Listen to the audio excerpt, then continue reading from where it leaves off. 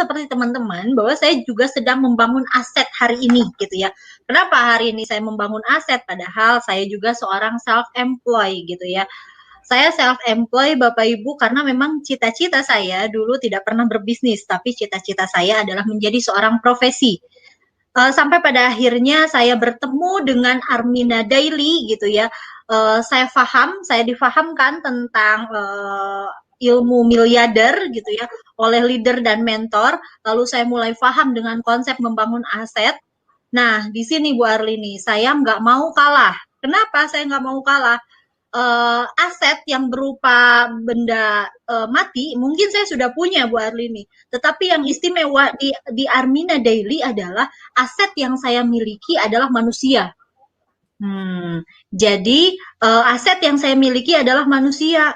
Caranya apa? Caranya cukup silaturahmi. Sementara dalam menjalankan profesi saya ketemu banyak orang, saya bersilaturahmi gitu. Kemudian saya memberikan konseling, kemudian penelitian dengan orang-orang.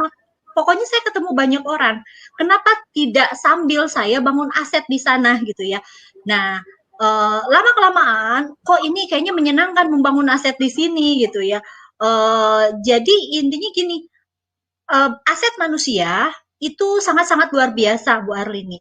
Saya kalau punya tanah misalnya ya Bu Arlini ya, saya punya tanah lalu saya meninggal, tanah saya tinggalin Bu Arlini.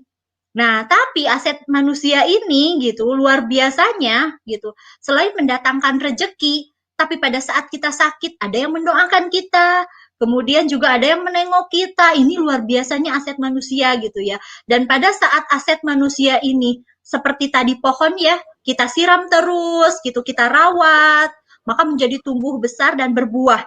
Nah, kalau manusia ini seperti apa? Kalau manusia ini kita pintarkan, kita fahamkan, kemudian juga kita ajak sharing, maka mindsetnya terbuka, wawasannya terbuka, maka tidak hanya mendatangkan rezeki Bu Arlini, tetapi bisa mendatangkan keberkahan.